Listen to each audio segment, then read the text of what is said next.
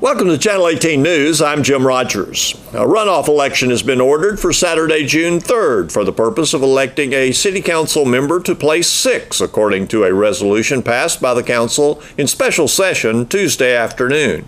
On the ballot will be Dan Fronneberger and Brad Bergen.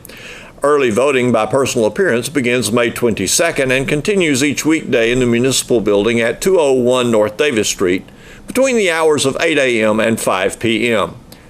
Early voting continues through May 30th.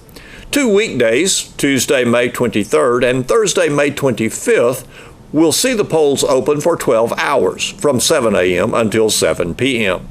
Applications for ballot by mail should be mailed to Gail Roberts, City Secretary, 125 South Davis Street in Sulphur Springs, 75482. The first day to receive mail applications is May 15th.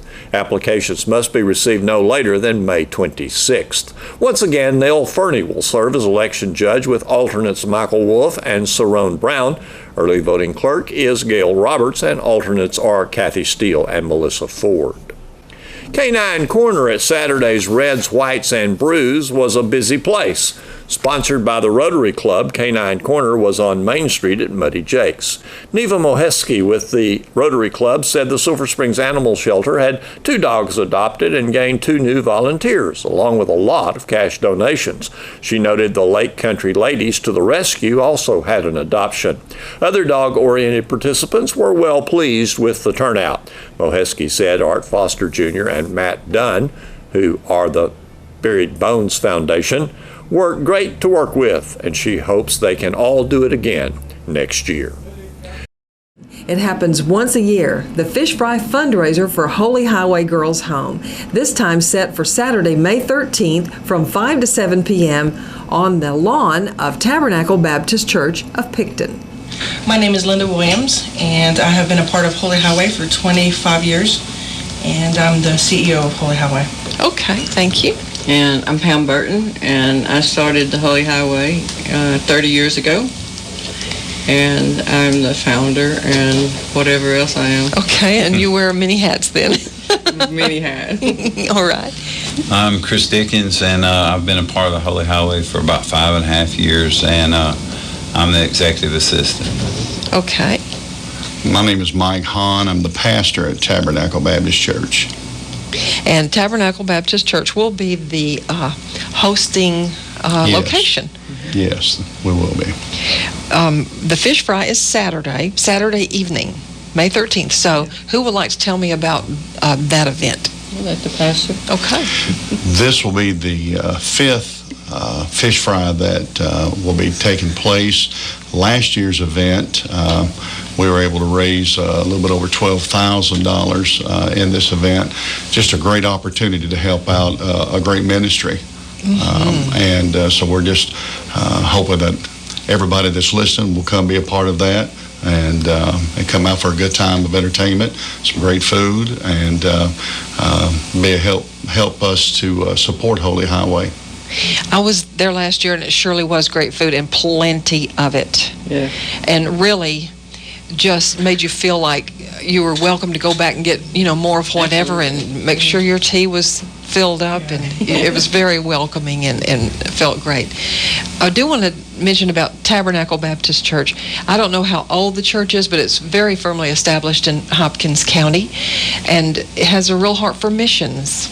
Yes, it does. It was established in 1907. Wow. And we've been a part of the Southern Baptist Convention and been a part of really world mission efforts with the Southern Baptist Convention all the way back into the missionary by the name of Lottie Moon, who is well known within Southern Baptist, missionary to China.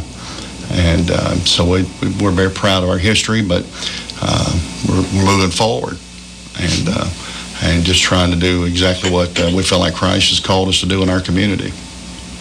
We'll talk about and mention again about if someone would like to visit your church or attend your services. But those who know Tabernacle Baptist Church know you're linked somehow with Holy Highway just because of your heart for missions and this local mission. Yes. this is my second year to be a part of this, and so I can't go into great detail. We have a gentleman at our church, his name's Tommy Neal, who is really the, I would say, the ramrod of this event. And Tommy's known everywhere. He just does a great job, and through his heart, I believe, and conveying that need and that heart to the others around the church, they picked this up and have really gone with it. And it's our pleasure. It's nothing for us. It's just an opportunity that we can do to help people. Okay. Well, Tabernacle Baptist Church and Holy Highway Girls Home are not that far apart location-wise. Is that right, Pam? Maybe a half a mile, something like that. About a mile, half a mile, somewhere there. So 30 years ago, you had the idea that a place like the Girls Home was needed. Mm-hmm. And how did you pull this all together? Well, I did. I can assure you that God did. I was volunteering over at Ch.18, which was right next door to where the property is now that I bought later. But I was volunteering there at the boys' home, and while I was there, the administrators were telling me that there was a need for a girls' home, and I said, well, that's great, but I don't want to work with girls, because I know how girls are. Okay. And so I enjoyed working with boys. They just duke it out when they get mad, but girls, they whine and cry and emotional and all the trauma and drama. We have big words like drama every day, So I didn't want to work with girls, but I ended up, I knew that the Lord called me to do it.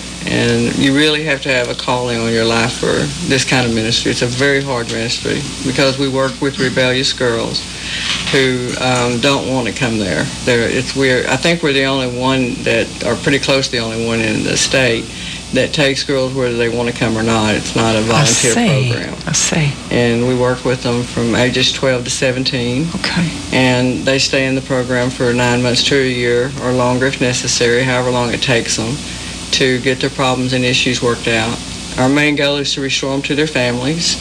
We work with a lot of probation officers all over the state and out of state as well. We've worked with several probation officers out of state and judges. So we just get a variety of girls. I've never worked with a bad girl. I've worked with girls who've made bad choices. Okay. So we're very protective over the girls. If anybody says anything to them, we go after them with the shotgun. Okay. Kind of like a mother hen, Well, I want to talk more about this year's crop of girls in this year's class, but your son, Chris, has come in to help over there. Yes. Chris was really a miracle because he always said, I would never work out there, Mama. I just would never work out there. And then about 5 years, nearly 6 years ago, he felt the Lord telling him to quit his job and come out there, and he did. It was a big sacrifice, I felt like, as far as financial in other ways, but a blessing to him other ways. Chris, tell us what you do there at Holy Highway.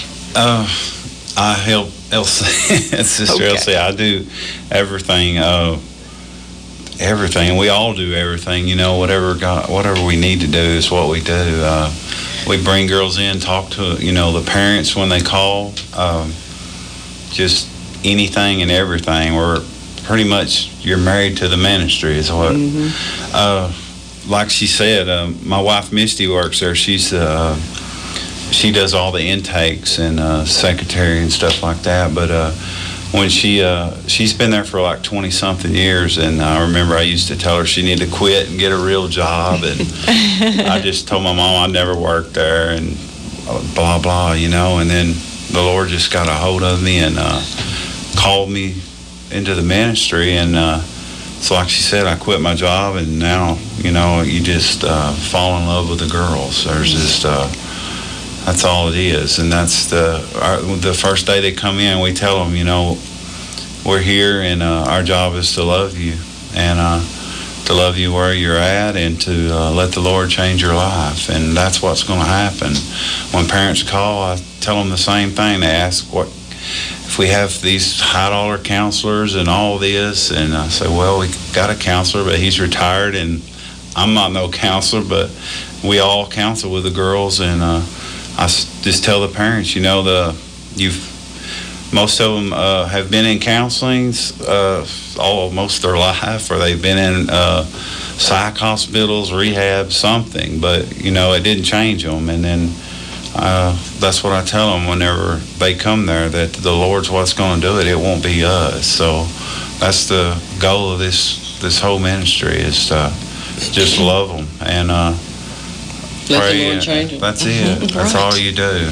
And So a simple life, maybe removing as much of the drama of the outside world as possible. A simple life with responsibilities and expectations, and it's obviously worked, Pam. Oh, it has. It has. they have no phones, no internet. It's all taken away. It's like No starting secular music. over. No secular music. And Okay. They do have their schoolwork, which is done on computer. yes. Okay.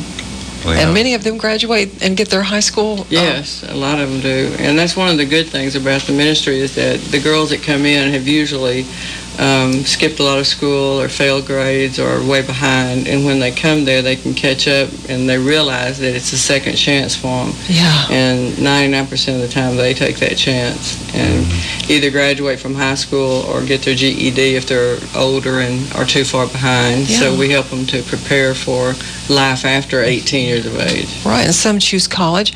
Well, Linda, tell us briefly about your own personal experience and then your girls this year. When I was 16, I was placed at the girls' home. I was on the streets and doing all kinds of terrible things, drugs, out of school. Just home life was bad, and there was a group of ladies from Austin that just saw potential, and with a few phone calls, I was placed at the girls' home in '91. I stayed after I graduated the program to finish my high school, and then I became junior staff, and then I just kind of worked my way up, and Sister Pam just taught me a lot of things, kind of put me under her wing, and it was hard for her, I'm sure, but I never left.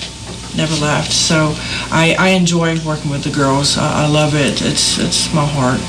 And they come in just like, if you've ever heard Sister Pam's story, they come in like that wild cat, and they're angry and they're hurt. But when you feed them the milk, which is God's word, and let them know that the Lord loves them, no matter what they've done or what has happened to them, that they are the redeemed of the Lord. And it's the scriptures that Holy Highway is founded on is in Isaiah 35. And once they grab a hold that they are the redeemed of the Lord, then they have a foundation that will stay with them for the rest of their life. There are about 18 girls in this year's class, is that right? And which is rather average. Every year you ask the community's help with a fundraiser. One fundraiser, is that right? And it is coming up this Saturday. Yes. Who wants to tell me about the fish fry? we have the fish fry. We'll be having, it's starts at 5. The music will start at 4:30. We're going to have the fish fry will actually take place from 5 to 7.